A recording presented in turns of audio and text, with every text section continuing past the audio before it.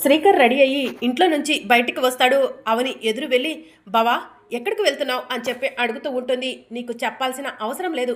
అసలు నీకు ఏం రైట్ ఉందని నన్ను ప్రశ్నిస్తున్నావు అని శ్రీకర్ అడుగుతూ ఉంటాడు. బావా నువ్వు ఆ రాహుల్ పిలిచిన బ్యాచిలర్ పార్టీకి వెళ్తున్నావు కదా, రాహుల్ ఫ్లాట్కి వెళ్తున్నావు కదా అని చెప్పి అవని అడుగుతూ ఉంటుంది. తెలిసే అడుగుతున్నావా అని చెప్పి శ్రీకర్ అడుగుతూ ఉంటాడు. బావా నువ్వు రాహుల్ పిలిచిన బ్యాచిలర్ పార్టీకి వెళ్ళొద్దు బావా అని చెప్పి అవని అంటూ ఉంటుంది. ఎందుకు వెళ్ళొద్దు అని చెప్పి శ్రీకర్ అడుగుతూ ఉంటాడు. ఎందుకంటే ఆ రాహుల్ చెడ్డవాడు బావా అని చెప్పి అవని అంటుంది. చెడ్డవాడా? ఎందుకు? రాహుల్ పైన అంత పెద్ద నింద వేస్తున్నావు, అంత పెద్ద అబద్ధం ఆడుతున్నావు. రాహుల్ ఒక జెంటిల్మెన్.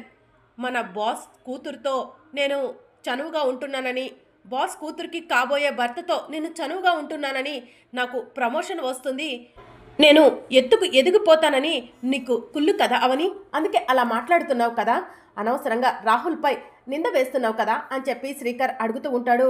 బావా నీకు ప్రమోషన్ వస్తే సంతోషపడేది నేనే బావా, ఎందుకు బావా అర్థం చేసుకోవట్లేదు?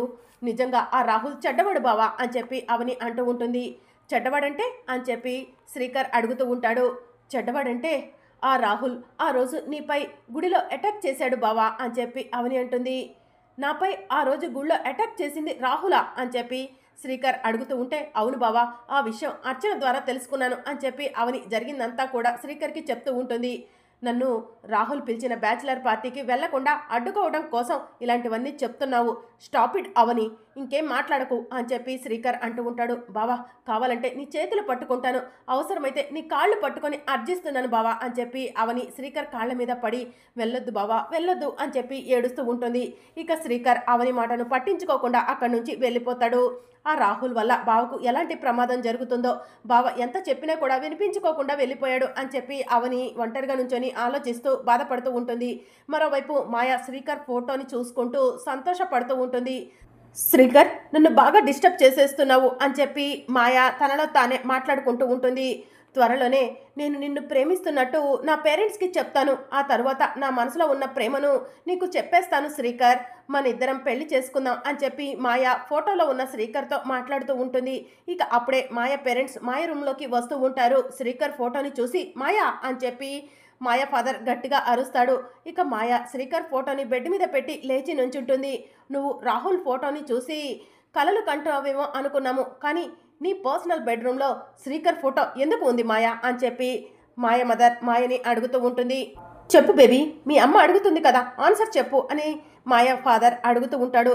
చెప్తాను డాడీ, ఎంగేజ్మెంట్ అయిన నెక్స్ట్ డే నుంచే నాకు రాహుల్ అంటే ఎందుకో ఇష్టం కలగట్లేదు. రాహుల్ నన్నుగా ప్రేమించట్లేదు డాడీ, రాహుల్ నన్ను ఆస్తిపై ఉన్న ప్రేమతోనే ప్రేమిస్తున్నాడని నాకు అనిపిస్తుంది. శ్రీకర్ అంటే నాకు చాలా ఇష్టం. శ్రీకర్కి ఆడవాళ్ళంటే చాలా రెస్పెక్ట్. ఎంతవరకు ఉండాలో అంతవరకే ఉంటాడు, తన లిమిట్స్ని క్రాస్ చేయడు. అందుకే శ్రీకర్ని ఇష్టపడుతున్నాను. శ్రీకర్ లేకుండా నేను బ్రతకలేవను డాడీ, శ్రీకర్ అంటే నాకు ప్రాణం అని చెప్పి మాయ చెప్తూ ఉంటుంది. ఇలాంటిదేదో జరుగుతుందని నేను పద్దాకలా మీ డాడీని హెచ్చరిస్తూనే ఉన్నాను అని చెప్పి మాయ అంటూ ఉంటుంది. మరి రాహుల్కి ఏం చెప్దాం అనుకుంటున్నావు మాయ అని చెప్పి మాయ ఫాదర్ అడుగుతూ ఉంటాడు. చెప్పాను కదా డాడీ, రాహుల్ నన్ను ప్రేమించట్లేదు, నా వెనుక ఉన్న ఆస్తిని మాత్రమే ప్రేమిస్తున్నాడు అని చెప్పి మాయ అంటూ ఉంటుంది. ఇన్ని రోజుల్లో మాకు రాహుల్పై ఎలాంటి చెడు అభిప్రాయం రాలేదు మాయా, ఈరోజు నువ్వు చెప్పావని రాహుల్ని మేము చెడ్డవాడని ఎలా నమ్ముతాము అని చెప్పి మాయ మదర్ అంటూ ఉంటుంది.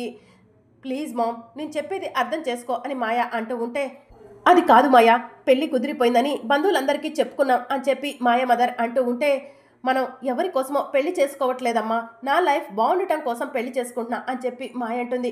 వెడ్డింగ్ కార్డ్స్ కూడా ప్రింట్ అయిపోయాయి బేబీ అని మాయ ఫాదర్ అంటూ ఉంటే, వాటిని క్యాన్సిల్ చేయండి డాడ్ అని చెప్పి మాయ అంటుంది. వెడ్డింగ్ కార్డ్స్ క్యాన్సిల్ చేయాల్సినంత ఈజీ కాదు రాహుల్ని అవాయిడ్ చేయడం. నువ్వు శ్రీకర్పై ఉన్న ప్రేమతోనే రాహుల్ని అవాయిడ్ చేస్తున్నావు, ఈ విషయం రాహుల్కి తెలిస్తే ఎలా అని చెప్పి మాయ ఫాదర్ అడుగుతూ ఉంటాడు. ప్లీజ్ డాడ్, నేను చెప్పేది వినండి అని మాయ అంటూ ఉంటే, రాహుల్ చెడ్డవాడని నిరూపించు మాయా, అప్పుడు శ్రీకర్తో నేనే దగ్గరుండి పెళ్లి చేస్తాను అని చెప్పి మాయ ఫాదర్ అంటూ ఉంటాడు. Thank you dad, thank you so much అని చెప్పి మాయ అంటుంది. నా కూతురు సంతోషం కన్నా నాకు ఏది ఎక్కువ కాదు, రాహుల్ చెడ్డవాడని నిరూపిస్తేనే నీకు శ్రీకర్కి పెళ్లి జరిపిస్తాను అని చెప్పి మాయ ఫాదర్ అంటూ ఉంటే, ఓకే డాడ్, త్వరలోనే రాహుల్ చెడ్డవాడని నిరూపిస్తాను అని చెప్పి మాయ తన పేరెంట్స్తో చెప్తూ ఉంటే, ఓకే బేబీ అని చెప్పి మాయ పేరెంట్స్ అక్కడి నుంచి వెళ్ళిపోతారు. శ్రీకర్ మన ప్రేమ గురించి మా ఫాదర్కి ఎలా చెప్పాలా అనుకున్నాను. వాళ్ళంతటా వాళ్ళే తెలుసుకున్నారు. త్వరలో రాహుల్ చెడ్డవాడని నిరూపిస్తాను. మన ఇద్దరం ఎంచక్కా పెళ్లి చేసుకొని హ్యాపీగా లైఫ్ ఎంజాయ్ చేద్దాం అని చెప్పి మాయా ఫోటోని చూసి శ్రీకర్తో చెప్తూ ఉంటుంది. ఇక మరోవైపు అవని, అర్చన ఇద్దరు కూడా హాల్లో నుంచొని బావ ఎంత చెప్పినా కూడా వినిపించుకోకుండా బ్యాచిలర్ పార్టీకి వెళ్ళాడు. ఆ రాహుల్ బావకి ఏం ప్రమాదం తలపెడతాడోనని భయంగా ఉంది అని అవని అర్చనతో చెప్పి బాధపడుతూ ఉంటుంది. మరోవైపు శ్రీకర్ బ్యాచిలర్ పార్టీకి వెళ్తాడు.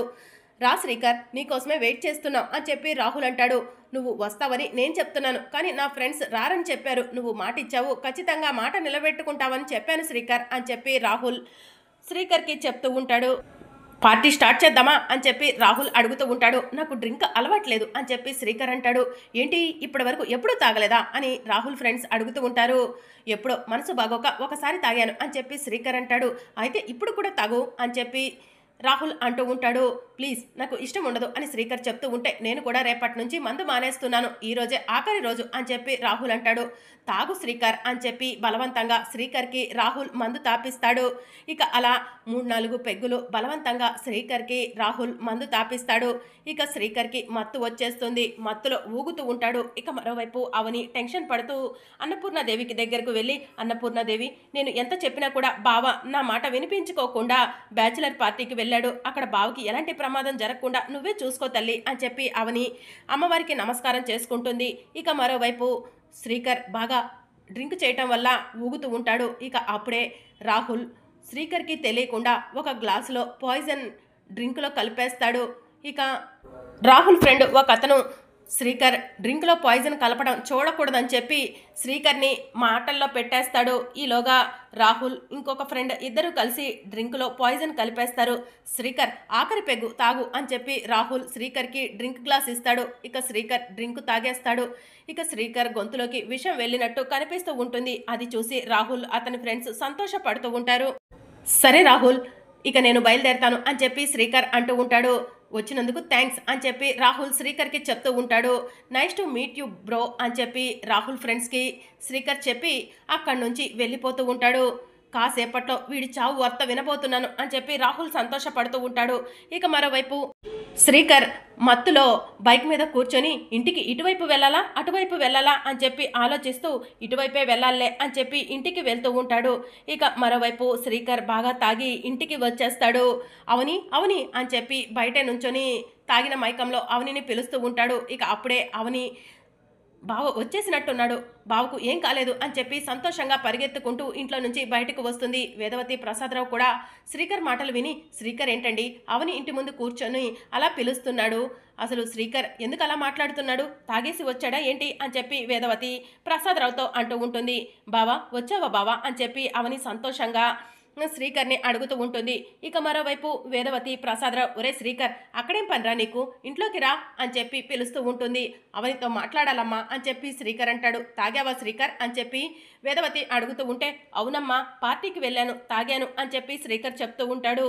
ఈ అవని వల్లే నేను తాగాల్సి వచ్చింది అని చెప్పి శ్రీకర్ అంటూ ఉంటాడు. సార్, మీకోసం మీరు వెళ్ళినప్పటి నుంచి అవని మేడం ఎంతో కంగారు పడుతూ ఉన్నారు, అమ్మవారికి నమస్కారం చేసుకున్నారు, మీకు ఎన్నోసార్లు ఫోన్ కూడా చేశారు, మీ ఫోన్ కలవలేదు అని చెప్పి అర్చన చెప్తూ ఉంటుంది.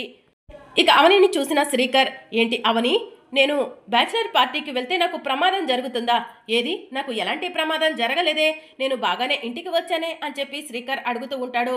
నీకు తెలిసిన విషయమే కదా బావా, నా మెడలో ఈ తాళి ఉన్నంత కాలం నీకు ఏం జరగదు కదా అని చెప్పి అవని అంటూ ఉంటుంది. ఒరే శ్రీకర్ ఎందుకురా ఇప్పుడు గొడవ, రా ఇంట్లోకి అని చెప్పి ప్రసాదరావు అంటూ ఉంటాడు. ఒక్క నిమిషం ఆగండి నాన్న, ఏంటి అవని నీ మెడలో తాళి ఉంటే నాకు ఏం జరగదా అని శ్రీకర్ అడుగుతూ ఉంటాడు. అంతే కదా బావా, చాలా సమయాల్లో నిరూపించాను కూడా కదా అని చెప్పి అవని అంటుంది. అబ్బా, ఈవిడ మెడలో తాళి ఉంటే నాకేం జరగదంట అని చెప్పి శ్రీకర్ అంటూ ఉంటే అక్కడే ఉన్న నిహారిక, అవును శ్రీకర్ ఈవిడ మెడలో మాత్రమే తాళుంది, ఇంకెవరి మెడలో తాళి లేదన్నట్టు మాట్లాడుతుంది అవని అని చెప్పి నిహారిక అంటూ ఉంటుంది. అమ్మా కాసేపు నువ్వు ఆగు, శ్రీకర్ తాగిన మైకంలో ఏదో మాట్లాడుతున్నాడు అని చెప్పి ప్రసాదరావు అంటూ ఉంటాడు. తాగి కాదు నాన్న, బాధతో మాట్లాడుతున్నాను. ఈ అవని మెడలో తాలి ఉండటానే నాకు ఏం కాలేదంట. ఈ అవని మెడలో తాలికి అంత విలువ ఉందా అని చెప్పి శ్రీకర్ అడుగుతూ ఉంటాడు. అవని తన మెడలో తాలిని తీసి శ్రీకర్కి చూపిస్తూ, అవును బావా, నా మెడలో తాలికి నిజంగానే అంత విలువ ఉంది అని చెప్పి అంటూ ఉంటాడు. అయితే నీ మెడలో తాలిని ఇప్పుడే తెంచేస్తాను, నాకు ఏం జరుగుతుందో చూస్తాను అని చెప్పి శ్రీకర్ అవని మెడలో ఉన్న తాలిని తెంచేస్తాడు. ఇక వేదవతి, ప్రసాదరావు, నిహారిక, అవని అందరూ కూడా షాకింగ్ గా చూస్తూ ఉంటారు. అవని, నీ మెడలో ఉన్న తాలిని తెంచేశాను కదా, నాకేం జరగలేదు కదా అని చెప్పి శ్రీకర్ అంటూ ఉంటాడు. బావా, ఏంటి బావా ఇంత పని చేశావు? తాగిన మైకంలో విచక్షణ కోల్పోయి ఇలా ప్రవర్తిస్తున్నావేంటి బావా? ఆ తాలి ఇలా ఇవ్వు అని చెప్పి అవని అడుగుతూ ఉంటుంది. ఇక తాలి నీ మెడలో ఉండదు అని చెప్పి శ్రీకర్ తాలిని తీసుకొని విసిరి కొడతాడు. కట్టిన చేతులతోనే తాలిని తెంచావు, ఎంత పెద్ద పొరపాటు చేశావు బావా అని చెప్పి అవని ఏడుస్తూ ఉంటుంది. చెప్పు అవని, నీ మెడలో తాలి లేకపోతే నాకేదో జరిగిపోతుంది, నా ప్రాణం పోతుంది అన్నావు కదా, నాకేం కాలేదు అని చెప్పి శ్రీకర్ అంటూ ఉంటాడు. ఇక అప్పుడే శ్రీకర్ బాడీలో పాయిజన్ ఎఫెక్ట్ చూపిస్తూ ఉంటుంది. శ్రీకర్ సడన్ గా కుప్పకూలి పడిపోతాడు. ఇక వేదవతి, ప్రసాదరావు, ఏంటండి వీడు ఇలా పడిపోయాడు అని చెప్పి అనుకుంటూ ఉంటారు. తాగింది బాగా ఎక్కువైనట్టుంది, పదండి లోపలికి తీసుకెళ్దాం అని చెప్పి వేదవతి అంటుంది. అత్తయ్య, ఒక్క నిమిషం ఆగండి, బావ నోటిలో నుంచి నొరగలు వస్తున్నాయి అని చెప్పి అవని అంటుంది. త్వరగా హాస్పిటల్ కు తీసుకెళ్దాము, కారు తీసుకొస్తాను అని చెప్పి అవని అంటుంది. వీడు తాగటానికి కారణం నువ్వే అని చెప్పి వేదవతి అంటుంది. అయ్యో అత్తయ్య, బావపై అక్కడ ఏదో విష ప్రయోగం జరిగినట్టుంది, మీరు కాసేపు ఆగండి, కారు తీసుకొస్తాను అని చెప్పి అవని అంటూ ఉంటే, మేము ఎలాగో ఒకలా హాస్పిటల్ కు తీసుకెళ్తాం, నీ కారేం అవసరం లేదు అని చెప్పి వేదవతి అంటుంది. మరి అప్కమింగ్ ఎపిసోడ్లో ఏం జరగనుందో తెలుసుకోవాలనుకుంటున్నారా? అయితే ఛానల్ను సబ్స్క్రైబ్ చేసుకొని సపోర్ట్ చేయడం మర్చిపోకండి. Thank you for watching.